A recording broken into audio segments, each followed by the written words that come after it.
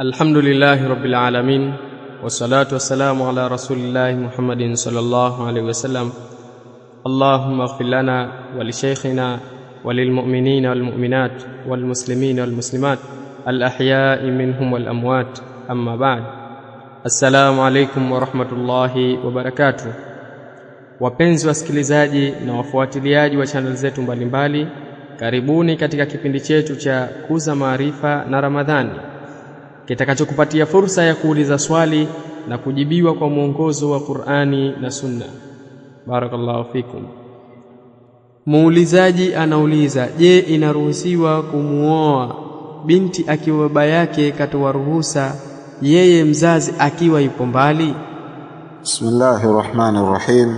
Alhamdulillahi rabbil alamin, wassalatu wassalamu ala rasulillah Muhammadin sallallahu alayhi wa ala alihi wa sahbihi wa sallam. Muulizaji anauliza, je, inaruhusiwa kumwoa binti akiwa baba yake ametoa ruhusa, yeye mzazi akiwa yuko mbali? Naam, hili swali ambalo limekuja, jawabu lake kwamba inafaa kumwoa binti katika hali hiyo na katika mazingira hayo ambayo alikuwa ameelezea muulizaji, kwamba baba mtu yuko mbali lakini akamwekea niaba mtu kwamba ndio amuozeshe binti yake. Jambo hilo hakuna ubaya, na ahlul ilmu wamejibu wakasema, la ba'sa an yuzawwija man yanubu anhu mithlu abi almar'a yuwakkilu khalaha. Wakasema hakuna ubaya kumuozesha yule ambaye atakemkalia niaba, mfano baba mwanamke hayupo akamwakilisha khalaha. Khalu anakuwa ni nani? Ni mjomba. Khalun anakuwa ni mjomba, akamwakilisha mjomba, au yuwakilu ahada auladihi, au akamwakilisha mmoja katika watoto wake, almurshidina, ambao walikuwa wenye irshad nzuri na wenye maarifa mazuri, ambao watakaoongoza lile jambo katika hali ambayo ilikuwa nzuri. Yanubuna anhu fi tazwij, ambao watakokaa niaba katika jambo la kumwozesha. La ba'sa, hakuna ubaya. Wakaendelea kusema la ba'sa yuwakila alwaliyu man yanubu anhu fi tazwiji ibnatahu au ukhtahu au binta akhihi. Wakasema kwamba hakuna ubaya kwa wali kumweka niaba katika jambo la kumwozesha binti yake au dada yake au binti wa kaka yake.